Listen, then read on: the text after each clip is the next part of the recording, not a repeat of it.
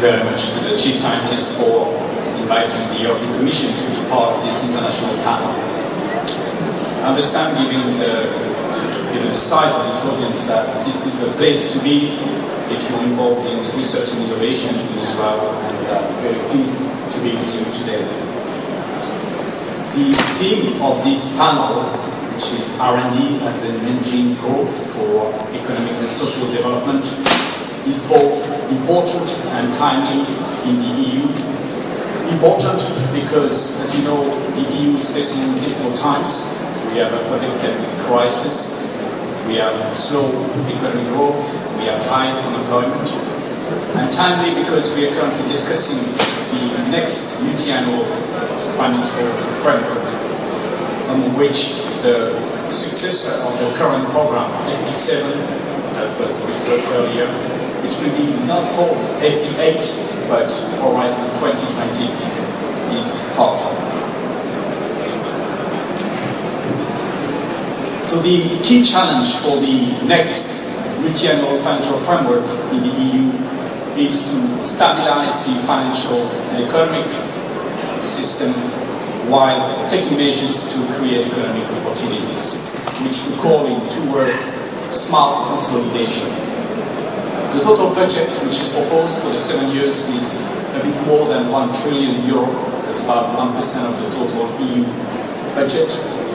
It's divided on the 5 headings, more than half going to smart and inclusive growth. This is where the Horizon 2020 will sit.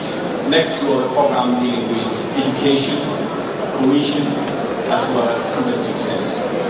Next to it, the second heading, sustainable growth, natural resources. This is about the agriculture subsidies. This is about environment program. Security and citizenship, global Europe, that's the external policy instruments, including the European Neighbourhood Instrument, which benefit also to Israel. This graph, which is based on recent data, provides very significant and convincing answer to the theme of the panel. You see on the left the vertical axis. You see the R&D investment during the year 2004-2009, an average of the percentage of GDP invested into research. On the horizontal axis, you see the GDP growth in 2010, which was 1 or 2 years after the recession started. You can clearly see the significant correlation between both.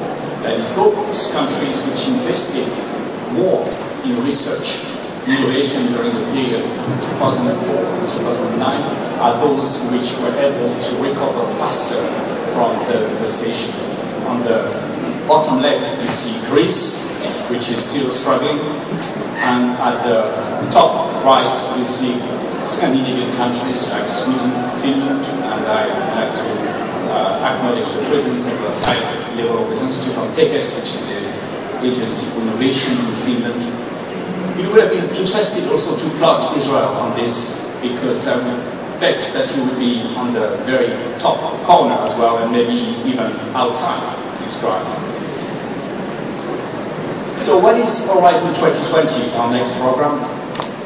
It's a proposal by the Commission for an €80 billion program, which will cover both research and innovation. Compared to the current FP7 program, that's a 46% increase in budget. It's a core part of Europe 2020, which is the strategy adopted by the heads of state in 2010 to promote smart, sustainable and inclusive growth in Europe, which includes a number of key targets, and one is very relevant for research. It's the commitment to raise the investment in research to 3% of GDP by 2020, a very ambitious target, as we are currently above the 2% objective. It's relevant to Innovation Union, one of the 7 flagship initiatives to implement this Europe 2020 strategy, and the European research area, which aims at creating an internal market for knowledge and researchers in Europe, like we have an internal market for goods and services. So the objectives are to come out and respond to the current economic crisis, It's to address societal issues, people's concern. We have aging population in Europe. We have issues with energy, environment, and also to strengthen the EU global position. EU still represents about 1/3 of the total high-impact publications and the patent application worldwide, although the share is declining due to the emergence of new powers in the world. So what's new compared to the current FP7 program? First, it's a program that cut across from research to innovation. It brings together 3 different programs: FP7, the innovation part of the competitiveness and innovation program, currently managed by colleagues in the DG Enterprise, and the European Institute for Technology and Innovation, which is managed by colleagues in the DG Education and Culture. It couples research and innovation, so we will be funding research from basic blue sky research type to market take commercialization. Not just technological research, also research and innovation in services as well as social innovation. We will be focusing on challenges, trying to deliver solutions, concrete solutions relying on research innovation. And we will do our best to simplify access. We often criticize for complications and simplification of all our procedures, and we will do a lot of efforts to simplify by having the same rules applying across the whole program, by speeding up time to grant, and by reducing the paper work.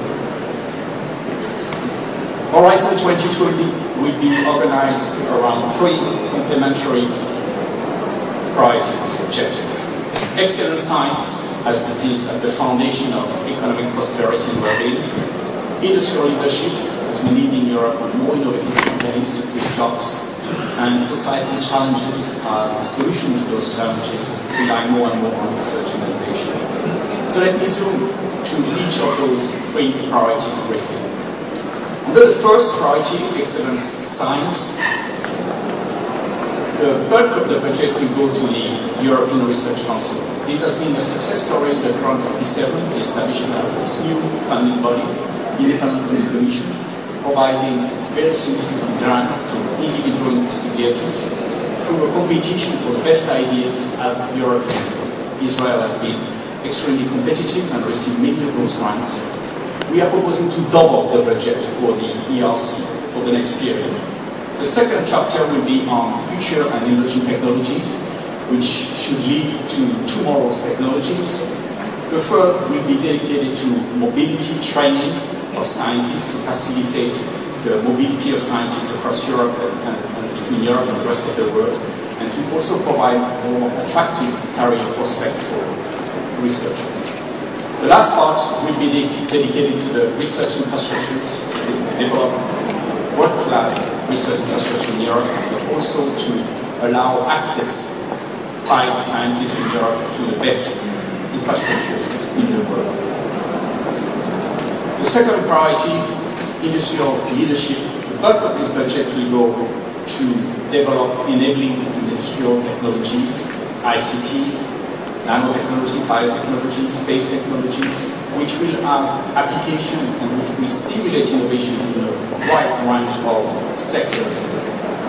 The second part will be dedicated to increasing access to risk finance, building on the experience of the current segment. Here we work with the European Investment Bank to provide access to loans, venture capital to industry, large and small industry. Then the last part will be dedicated to innovation in SMEs, both the traditional SMEs by providing innovation-related services to those SMEs, as well as high research-intensive SMEs. About 50% of the budget of the societal challenges and the enabling technologies will be devoted to SMEs.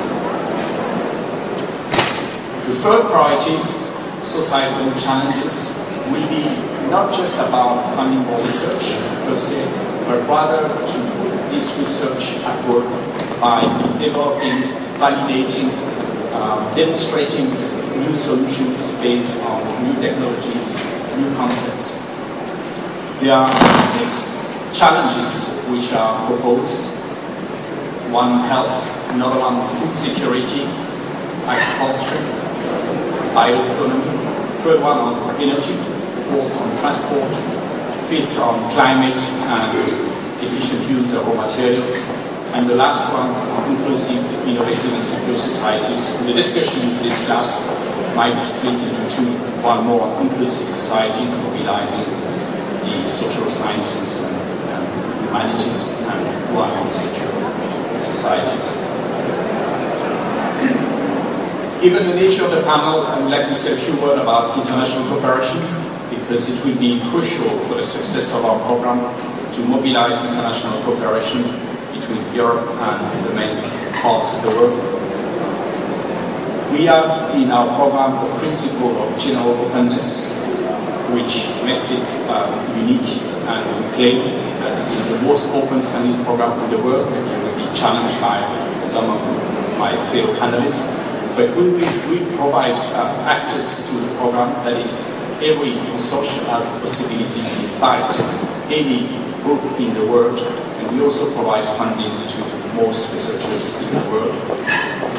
We also provide possibilities for association of key countries. We've seen in the video earlier that Israel has been associated since 1997. So we will continue to provide this possibility for countries, particularly larger countries, the EFTA countries, and some key countries in the neighborhood to be associated to the next program, Horizon 2020. And we will develop dedicated action with specific partners in the world to address those societal challenges, develop the key technologies, as well as provide funding to develop better policy dialogue between Europe and key countries or regions in the world. This is on your proposal, as I described. This is currently discussed in the Council of Ministers of Science, the EU, as well as the European Parliament. This discussion will last for another year, and we expect an adoption of the program by the summer of 2013. It will be adopted by the co-decision between the Council and Parliament. In the meantime, we will have our last call for proposal under the FP7. This will be the largest call ever for research at European level. About 10 billion euros will be allocated to this call, and I would like to encourage many in this room to participate in this call.